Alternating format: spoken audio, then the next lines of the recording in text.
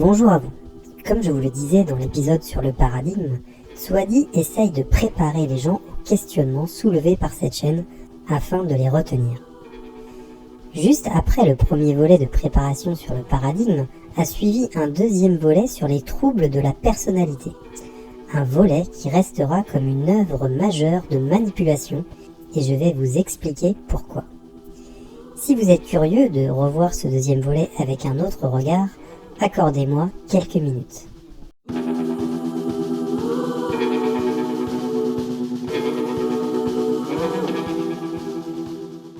Dans cette vidéo consacrée aux troubles de la personnalité, Swadi rappelle tout d'abord ce qu'il a expliqué sur les paradigmes et à quel point il est important que chacun reste dans sa case. Il entame ensuite sa longue liste des troubles de la personnalité, mais, je vous préviens, rien à voir avec un vrai cours de psychiatrie. Il utilise très habilement ces troubles avec deux objectifs. 1. Convaincre pratiquement chacun d'entre nous que nous avons un problème. 2. Anticiper et préparer les Mpingui à affronter ce qui est mis en lumière dans cette chaîne, les réactions de leurs proches et amis, et les départs de l'école. Car il pose déjà le contexte. Nous sommes en guerre, l'école est attaquée. Parce qu'en effet, la guerre est là. Alors, vous voyez qu'il y a certaines personnes qui vont essayer de manifester certains troubles. Troubles d'identité, troubles de personnalité. Tout simplement parce que ces êtres vont en effet vouloir te changer, vouloir te détruire. Toute ressemblance avec des techniques politiques de base n'est que pure coïncidence. Nous sommes en guerre. L'ennemi est là, invisible, insaisissable, qui progresse. Je vais d'abord vous passer des extraits de la longue liste de troubles qu'il décrit. Je défie quiconque de ne pas se trouver un ou deux travers dans cette liste. Et par travers, j'entends une tendance, pas une maladie. C'est comme le jeu de l'été, dans les magazines. Il suffit de noter les numéros qui vous correspondent. Cela va de 1 à 24. Préparez votre grille du loto. C'est parti. Difficulté à maintenir des relations stables et durables. Donc, lorsqu'ils vivent en communauté avec les autres, lorsqu'ils ont en relation avec une femme, avec un homme ou avec des amis, il est très difficile qu'ils puissent maintenir des relations stables. C'est de l'auto-sabotage. Une peur intense de l'abandon. Tu as peur qu'on t'abandonne. Tu as peur que cette femme parte. Tu as peur que cet homme parte. Tu as peur de l'abandon. Les changements d'humeur. Vous constatez les changements d'humeur, les changements d'émotion sont très courants chez les personnes atteintes de TPL. Donc, vous se réveillez le matin, Mpingui est gentil le matin, à 9h. Et à midi, la personne a changé d'identité. Vous me comprenez? C'est-à-dire que la personne n'est pas seule dans sa tête. Et là, c'est très complexe. Le comportement impulsif. Vous avez constaté dans ce cas-là, les individus atteints de TPL peuvent présenter des comportements impulsifs. La prise des décisions précipitée. Quelqu'un qui, en effet, est rempli de la lumière, de l'énergie traditionnelle, fondée sur le paradigme Congo primordial, ne peut pas prendre une décision de manière précipitée. Et il faut toujours pratiquer la méthode Mbo. Un exemple au hasard, ne décidez pas subitement de quitter l'école. Il faut lire la fameuse méthode Mbo pour t'auto-discipliner. Comportement suicidaire. Et vous savez que le suicide, c'est l'astralisation de l'ego. Il n'y a que celui qui est astralisé par les forces du bas astral au niveau de son ego qui peut avoir des tendances au suicide. Un être humain non possédé ne peut pas se suicider. C'est tellement grave d'entendre cela. Un manque de respect et d'empathie, non seulement pour les personnes qui ont fait une tentative de suicide dans leur vie, ou dont la tentative a malheureusement abouti, car non, ce ne sont pas des gens possédés, et c'est très mal connaître cet état de dépression et de mal-être dans lequel sont ces personnes. Mais aussi pour les familles et les personnes qui ont perdu quelqu'un qu'ils aimaient comme cela. Non, ce ne sont pas des gens possédés ou habités par un être maléfique ou une entité astrale. C'est honteux de tenir ce genre de discours. l'abus de substances, consommation de drogue, consommation extrême de l'alcool, consommation des produits qui, en effet, doivent le faire planer. Crise de colère. Souvent, les gens rentrent dans des états de crise de colère énormes. La dépression et l'anxiété, telles que par exemple la tristesse persistante. Hey, j'ai toujours triste. Qu'est-ce qui se passe? Ah, je ne me sens pas bien, je suis triste. Mais non, je me sens pas bien. Encore une preuve de ce manque d'empathie et de compréhension flagrante de cet état qui est maladif et dont les personnes qui en sont atteintes n'ont pas le contrôle. Ce n'est pas une question de volonté, c'est une maladie qu'il faut soigner et accompagner sérieusement. Tenir ce genre de discours, comme celui sur le suicide, c'est culpabiliser les personnes qui sont ou qui ont connu de telles situations. Un être qui, en effet, est possédé par une entité ou des entités et qui a développé Champagnat en TPL peuvent avoir une image de soi instable et une perception floue de leur identité. Ah oui, Champagne. Est-ce que tu es africain? Oh, est-ce que tu es kamite? Oh, est-ce que tu es dans la tradition primordiale Congo? Oh, je sais pas. Voyez-vous à quel point il se moque des personnes qui hésiteraient, comme si c'était grave d'hésiter ou de ne pas savoir, comme s'il fallait se mettre dans une case? Le message derrière, c'est si tu hésites, tu es nul, tu n'es rien, tu es faible. Il joue toujours sur la corde sensible de la communauté et du paradigme. La tentative de manipulation sous-jacente, c'est tu es noir, donc tu as le devoir de te reconnecter à tes racines ancestrales et d'adhérer à cette école. Il faut arrêter de se diviser. Cela n'a pas de sens. Non mais moi je voudrais savoir d'abord, qu'est-ce que c'est qu'un Renoir pour toi?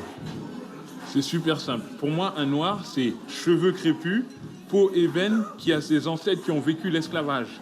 Parce que c'est un crime contre l'humanité qui nous lie. Si j'ai bien compris, tu veux que des hommes noirs à ta marche. Exactement. Mais moi, je suis pas vraiment Renoir, moi. Non mais si, toi ça passe. Et moi, je suis assez noir, je peux venir? Toi... Non, toi c'est pas possible. C'est un peu compliqué par rapport Très compliqué, même. C'est un peu compliqué par rapport à ce qu'on veut vendre. Donc, c'est un peu compliqué. Voilà, c'est pas possible. En fait, pour moi, un vrai Renoir, c'est quoi? C'est quelqu'un qui a les cheveux crépus, la peau ébène, et donc toi, comme tu as des cheveux de blanc, des cheveux lisses, quoi, du coup, c'est pas possible. Mais par contre, si tu avais été noir, crépus, et que tu avais défrisé les cheveux... Donc là, si je me refrise les cheveux, si je fais l'inverse, ça marche. Non, à l'inverse, ça ne marche pas. Ça va que dans un Par sens. contre, excuse-moi, Quoi? un mec qui s'est défrisé les cheveux, il vient pas à la marche. Pourquoi il vient pas à la Parce marche? que ça veut dire qu'il assume pas sa négritude, il vient pas à la marche. Ça, faut qu'on soit d'accord. Ah non, c'est une question de look. Il faut que l'on arrête de se mettre dans des cases, de se diviser. Je n'ai rien contre les personnes qui sont dans cette école. Je ne mets pas de barrière entre nous. Je ne porte pas de jugement. Je n'ai pas de colère. Chacun est libre. J'en ai contre les personnes qui manipulent les gens et contribuent à nous diviser et à nous perdre encore plus. Tout trouble de la personne narcissique, Champagne, ces entités-là qui provoquent ces troubles-là, ils sont méchants. Ils sont méchants. Ils auront tendance à rentrer dans la grandiosité et manifester ce qu'on appelle le besoin d'admiration. Les personnes atteintes de TPN ont une perception exagérée de leur propre importance. Ils pensent qu'ils sont importants. Ouais, non? C'est-à-dire qu'en effet, nous sommes dans une situation où la personne va manifester un état où il exagère ce qu'il est. Il cherche constamment l'admiration, la reconnaissance des autres. Il veut être devant pour montrer qu'il est là. Il n'y a que lui. Regardez-moi, je suis trop beau, je suis trop fort, je suis trop riche, j'ai l'argent, j'ai ceci, j'ai un panier, ces possessions déjà appliquées. Et ces personnes peuvent se vanter de leur réalisation et se considérer comme étant uniques et supérieures. Si je peux me permettre, soit dit. Il va falloir balayer devant sa porte et consulter pour une dépossession totale sur ce trouble-là. Des troubles de la personnalité obsessionnelle, compulsive. Et les TPOC, ces troubles-là, ont une importance grave dans la vie. En effet, l'être humain qui est atteint de ça, l'entité qui te manifeste du TPOC en toi, il y a une certaine forme de préoccupation excessive pour les détails. vous voyez qu'il y a des gens, en effet, qui sont sur la terre, qui sont vraiment préoccupés par les détails. Les personnes qui sont atteintes du TPOC en question ont tendance à accorder une attention excessive aux détails. Ces mêmes personnes qui ont le TPOC, ils sont souvent perfectionnistes et rigides mentales. En effet, les individus atteints de TPOC ont des normes élevées et peuvent être obsédés par l'exactitude.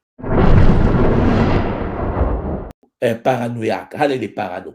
Les paranos, c'est au sein de la tradition primordiale l'état de possession extrême. En parlant de paranoïa, n'y aurait-il pas un penchant paranoïaque et complotiste, ou à minima une exagération extrême et mélodramatique sur un fond de manipulation chez certains?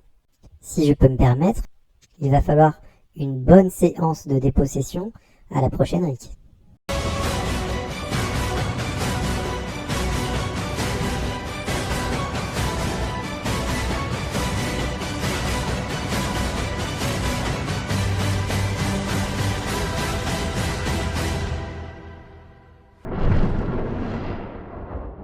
Et la jalousie au niveau couple fait partie de ce que nous appelons les troubles de personnalité paranoïaque. C'est-à-dire qu'en effet, elle est malade. Rancune tenace. Les personnes atteintes de ce trouble ont souvent du mal à oublier les offenses et les blessures du passé. La suspicion, la suspicacité généralisée. Les individus atteints de troubles de la personnalité paranoïaque peuvent projeter leurs soupçons sur une grande variété de personnes. De ce trouble possédé par les entités de l'astral. Alors, il y a l'isolement social préféré. C'est-à-dire, les personnes atteintes de ce trouble-là ont tendance à éviter les relations sociales et à préférer la solitude. Quelqu'un qui vit dans la solitude. La distorsion cognitive chez Pangui, les personnes atteintes de ce trouble peuvent avoir des croyances ou de perceptions inhabituelles. Par exemple, des idées de référence, croyances que les événements triviaux ont une signification personnelle. Quelque chose qui se passe, il pleut. Ah, peut-être que la pluie m'a parlé. Hein? Peut-être que l'esprit m'a parlé. Hein? Peut-être que l'arachide qui est tombé là-bas, ça me parle. Ou une pensée magique, croyance à des pouvoirs surnaturels. Ce discours est très étonnant. Il y a plein de personnes qui vont se reconnaître dans la croyance à un signe de l'univers au sein de l'école. Une heure miroir, un événement ou une affiche qui leur parle. Nswadi parle de personnes qui croient aux esprits, au pouvoir surnaturel, qu'il vend lui-même. Il va nous perdre. Ou peut-être il y a le bon Pangui et le mauvais Pangui, j'imagine. Celui qui voit et qui est dans l'école, et celui qui voit mais qui n'est pas dans l'école. Ah oui, mais une fois, je ne sais pas dire non. J'ai du mal à dire non. Trouble de personnalité histrionique. Les personnes atteintes de ce trouble recherchent constamment l'approbation et la validation des autres. Tu veux qu'on te dise si c'est vrai ou faux. Tu veux qu'on te dise si c'est validé ou faux. Puisque l'entité est rentrée en jeu, sensibilité excessive au rejet.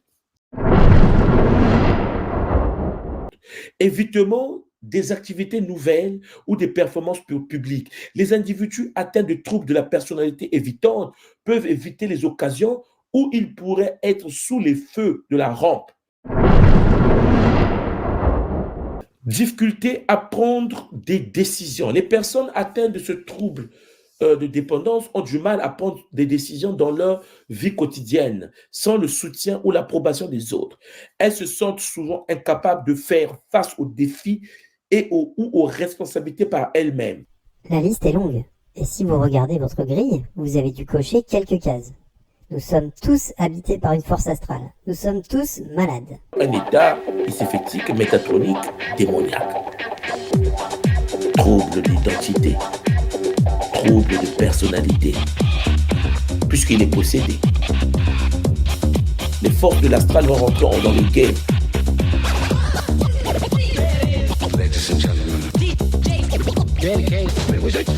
Oh oui, oh oui,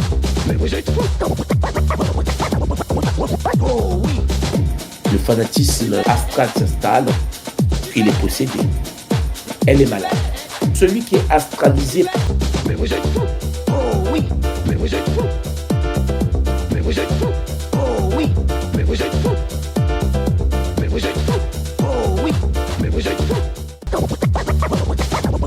Elle est malade.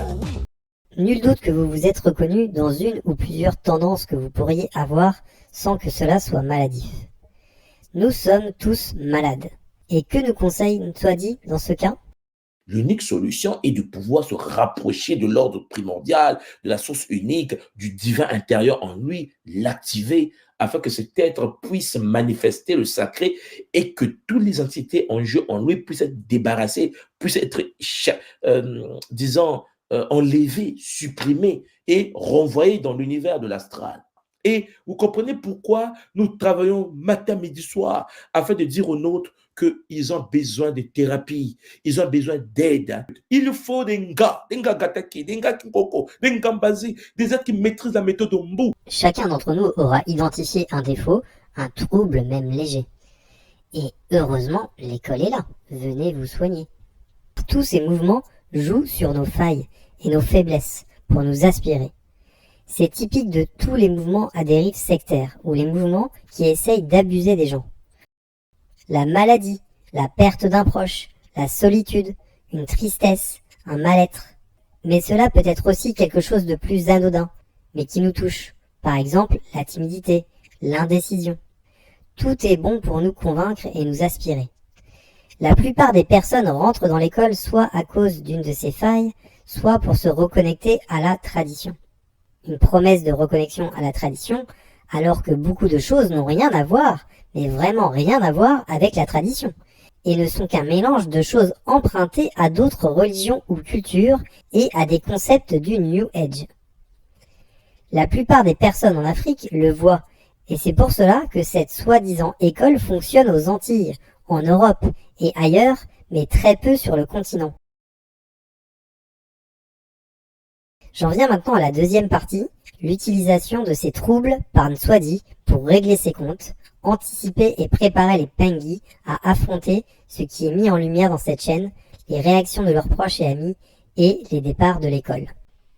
Pour en revenir à la tradition, il utilise par exemple la rigidité mentale et le manque de capacité à s'adapter pour attaquer les personnes qui le contredisent sur le continent. Vous noterez à nouveau le respect qu'il a pour nous. On aura tendance à penser que non, mais en fait, notre tradition, et moi je pose des questions aux aînés. De quelle tradition vous parlez? Oui, notre tradition, mais laquelle? tu me parles de quelle tradition? Tu n'as pas le courant chez toi, tu n'as pas de l'autre chez toi. Tu vis dans une maison penchée. Il y a un monsieur qui a 40 ans au pouvoir qui te domine. Tu parles de la tradition de chez toi, mais laquelle? Il te regarde parce qu'il a du mal à s'adapter. L'intelligence et la capacité de s'adapter à des réalités nouvelles. Lorsque le Kimuntu a commencé, mais je vous assure, il y a des gens, lorsque je suis rentré chez moi au Congo, j'ai croisé les grands frères, les aînés, et les aînés, je les expliquais un peu ce que les Bakulu me montraient. Je dis, mais regardez le Nzi, le Nza. Ils disent, oh, moi, j'ai jamais entendu parler de ça. La tradition ne s'en pas. J'ai dit, mais je m'en fous. Mais s'il ne nous reconnecte pas à la tradition, à quoi nous connecte-t-il alors? Il faut se poser la question. Un melting pot qu'il a cousu lui-même est rempli de notions New Age. Il continue avec la construction de notre identité à l'âge adolescent et le début de l'âge adulte. Généralement, à l'adolescence, vous allez voir qu'à l'âge d'adolescence, souvent lorsque les parents ne sont pas très structurés et déterminés, les forces de l'astral vont rentrer dans le game, vont rentrer dans le jeu, et puis à partir de là, l'enfant à l'âge déjà de l'adolescence commence à se transmuter. Et puis aussi au début de l'âge adulte, l'identité là s'installe, le fanatisme astral s'installe, l'entité entre en jeu et la personne développe donc une personnalité nouvelle qui n'a rien à voir avec sa vraie personnalité, sa vraie identité, l'identité céleste cosmique. En fait, Jean Pangui, vers l'adolescence, vous allez constater que souvent les gens commencent à développer une certaine forme d'identité. Et les caractéristiques de troubles de la personnalité incluent des difficultés relationnelles. Quelqu'un qui est possédé, qui se voit être envoûté par des forces de l'astral, va avoir des difficultés relationnelles, une faible estime de soi. et de réactions inappropriées aux situations. Les enfants avant l'adolescence sont plus facilement manipulables, dans le sens où ils écoutent ce que disent leurs parents sans le remettre en cause. À partir de l'adolescence, c'est une autre histoire. Je connais plusieurs familles, dont au moins un des parents est dans l'école initiatique Kimuntu, qui se sont fait dire par leurs adolescents qu'ils étaient dans une secte.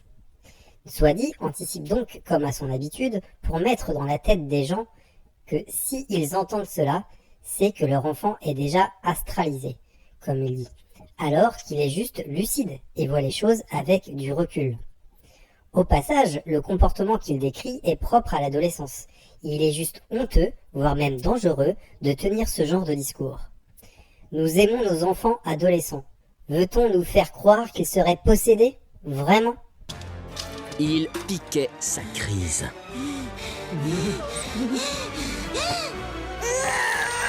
En parlant des personnes ayant des difficultés à garder des relations, il en profite pour anticiper le changement de comportement de personnes de l'école qui réalisent la supercherie. Dans ce cas, ils expriment souvent leur colère, et effectivement, le réveil est une douche froide. Il faut noter qu'ils expriment surtout leur colère à ceux qui se sont mal occupés d'eux ou qui les ont trompés, pas à tout le monde. Swadi prétend qu'un tel changement s'explique par le fait que la personne est chicotée par les forces du bas. Vous aurez compris, comme dans tous ces genres de mouvements, ceux qui sortent sont bannis et montrés du doigt. Ces personnes peuvent passer rapidement d'une idéalisation excessive à une dévalorisation soudaine des autres. Vous allez voir par exemple au niveau de l'école Kimuntu, au début, le Mpangi vous aime. Il va dire, ouais, Nga est magnifique, oh j'aime bien Nga, j'aime bien Nga, elle est bien, oh cette femme est magnifique. Quelque temps après, oh non, mais je l'aime pas, non, je déteste, non, non, non. Il n'est pas normal, ce gars-là, il est méchant, je ne l'aime pas, il est mauvais, c'est un sorcier. C'est-à-dire que vous comprenez bien ce que je suis en train de dire. Le monde qui vous a valorisé, idéalisé, cher Pangui, faites attention. Lorsque un être humain rentre dans l'idéalisation excessive et que vous n'êtes pas prudent, vous serez étonné que la personne est dans des troubles. Elle dit que l'astralisation, la personne est déjà chicotée par des forces du bas. Il profite de son explication sur les personnes ayant besoin d'approbation pour préparer les gens à la réaction ou l'avis de leurs proches.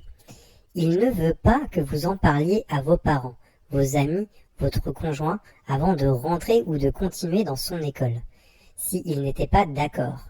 Il essaye de supprimer toutes les barrières possibles. Les personnes atteintes de ce trouble recherchent constamment l'approbation et la validation des autres. Tu veux qu'on te dise si c'est vrai ou faux. Tu veux qu'on te dise si c'est validé ou faux. Attends-toi, je vais d'abord appeler ma mère pour vérifier si ce que tu dis est vrai. Mais attends, tu es un humain. Je te parle. Est-ce que tu comprends ce que je te dis? Oh oui. Mais attends, qu'est-ce que tu penses de ça? Oh non, je vais d'abord attendre que mon mari me dise si c'est vrai ou faux. Je vais d'abord attendre que ma femme me dise. Mais attendez, non ma soeur, non mon frère, ne te fatigue même pas. Il surfe aussi sur ceux qui ont peur de parler en public, pour taper sur les Nga qui ne participent pas activement à l'école, c'est-à-dire ceux qui ne veulent pas afficher leurs photos dans la liste des Nga officiels, ceux qui ne participent pas à des kaboulas, bref, ceux qui ne lui servent à rien et qui ne prêchent pas. Comment peut-on croire un instant que c'est une école ? Vous imaginez que nous avons formé des Nga Gataki, par exemple. Et vous allez voir qu'il y a un groupe de Nga Gataki atteints de troubles de personnalité évitantes qui vont dire « Oui, j'ai honte, je ne veux pas montrer mon visage, et j'ai honte, je ne peux pas parler en public, j'ai honte, ils vont me juger, ils vont regarder ma tête, ils vont penser que je suis moche. » On arrive enfin à une partie bonus, où Swadi est encore plus explicite pour régler ses comptes. Swadi nous explique déjà la différence entre la médisance et la diffamation. Il parle du syndrome du sauveur. Pour terminer cette partie, j'aimerais tout simplement vous prendre un exemple sur la différence entre une personne qui est dans la médisance et la diffamation d'autrui. Parce que vous savez que nous vivons dans un monde où il y a souvent des gens qui, en effet, suite à une possession astrale, rentrent dans un état où cette personne va rentrer dans la médisance et la diffamation d'autrui. Et donc, il va se mettre à parler mal de toi ou des autres. Donc, d'abord, ce qu'il faut comprendre, c'est que la médisance consiste à parler négativement ou à critiquer une personne en son absence. C'est ce qu'on appelle la médisance.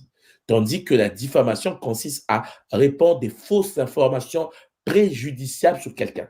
Vous comprenez qu'une personne, par exemple, qui fait de la diffamation ou de la médisance, une personne qui est victime de ce qu'on appelle le syndrome du sauveur. On ne voit pas le rapport entre syndrome du sauveur et médisance ou diffamation, mais bon, passons. Ils ont du mal à vivre dans leur propre vie, ils ont une instabilité sociale, ils ont un problème de déficit bancaire, ils ont un problème de crise identitaire, donc ils vont vouloir sauver les autres.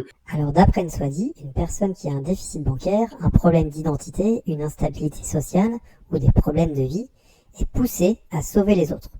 On ne comprend pas la logique. Où veut-il en venir ? Prends le cas de quelqu'un qui crée un compte YouTube et qui se met à attaquer l'école Kimuntu. Juste un exemple pris totalement au hasard. Vous ne pensez quand même pas qu'il a fait toute cette vidéo pour en arriver là. On ne se connaît pas, on n'a jamais mangé ensemble, on n'est pas amis. Alors là, il ne sait pas, car le scanner en chef, avec ses super pouvoirs, n'a aucune idée de qui je suis. Il n'a pas pu aller interroger la bonne dimension, il faut croire. Mais il va vouloir sauver, soi-disant, des gens au sein de l'école Kimuntu. Vu les dégâts que cette école fait, l'argent qu'elle prend aux gens, et ici je ne parle pas des ngas, des mensonges qu'elle répand et de la manipulation, serait bien arrivé un temps où quelqu'un aurait dénoncé haut et fort la supercherie. Mais syndrome du sauveur, c'est un grand mot. M'écoutera qui voudra. Ce n'est pas ma vie. Mais je prends note. Syndrome du sauveur. Quoi d'autre ? Et là, la personne va rentrer dans un trouble de personnalité narcissique. C'est-à-dire, la personne est possédée par l'entité de l'astral et va se vanter et dénigrer l'école Kimuntu Nswadi pour renforcer sa propre estime de soi. J'ai des troubles de la personnalité narcissique.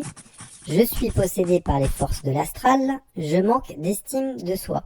Parce qu'il n'existe pas. Et il y a des gens qui n'existent pas, qui n'ont pas d'identité. Et donc, ils vont chercher à attaquer, à nuire, à injurier, à mentir, à faire de la diffamation, à mentir ou à faire donc à faire de la diffamation ou de la médisance pour, en effet, Champangui, avoir une estime de soi, se sentir exister. Je n'existe pas, je n'ai pas d'identité, je mens, j'injurie, je diffame. Vous comprenez également qu'à partir de là, vous avez des gens qui ont des troubles de personnalité antisociale. J'ai des troubles de la personnalité antisociale. Parce que cette personne n'est pas déjà sociale, c'est une personne cachée dans sa chambre et qui, en effet, aura même du mal à montrer son visage. Parce qu'il a peur qu'on regarde sa tête, parce qu'il n'a pas d'identité, il n'a pas de personnalité. Je suis caché dans ma chambre, je n'ai pas de personnalité. Parce que si une personne est antisociale, il aura tendance à faire du mal en cachette. Il aura, vous avez constaté, il va robotiser sa voix, il va cacher son visage. Pas de doute, c'est bien moi dont il parle. Parce que c'est un être possédé par une entité qui active en lui trouble de la personnalité antisociale. La personne va pouvoir agir de manière irresponsable, mentir, manipuler les autres, y compris par le biais de la diffamation. Je suis habité par une entité. Je manipule les autres. Ah non, mais je vais te sauver. Attends, je ne suis pas incapable de voir par moi-même. Je ne suis pas incapable d'analyser par moi-même. C'est une chose que certaines personnes vont rétorquer mot pour mot. Mais ce n'est pas insulter l'intelligence des gens que de dire qu'on peut tous se faire manipuler sans le voir. Et que oui, parfois, on a besoin d'entendre un avis extérieur et autre. Toutes les personnes de cette école sont intelligentes et ils peuvent entendre un autre point de vue et décider librement.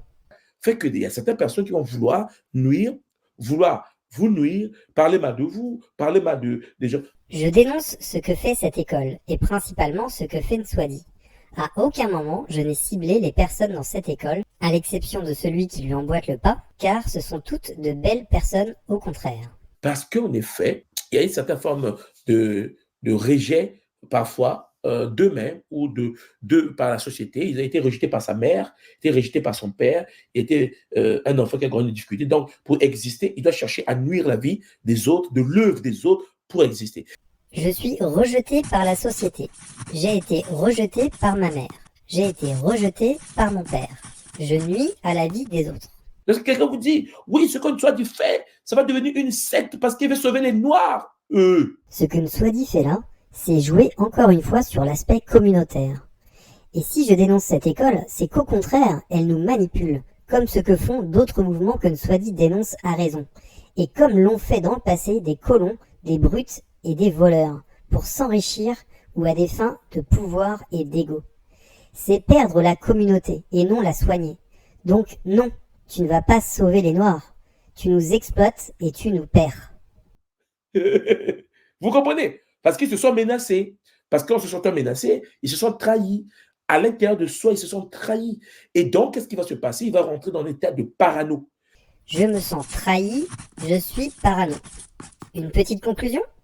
Et ces personnes sont souvent, excusez-moi de dire ce mot, très chiantes. Elle est la personne la plus chiante du quartier qui veut te faire chier, en fait. Regardez-moi, je suis le plus Chiante. du quartier. C'est comme si, en fait, la personne... C'est-à-dire que c'est incroyable.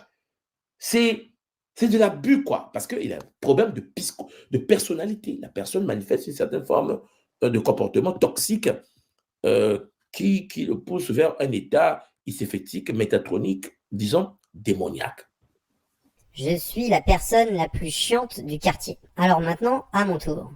La diffamation, c'est diffuser des informations fausses.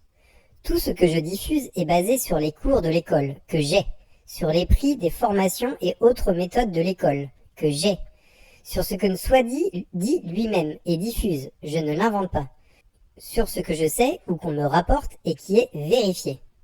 Ce n'est pas de la diffamation, c'est une critique documentée. Je peux aussi lui dire ce qu'est la diffamation. La diffamation, c'est répandre de fausses informations.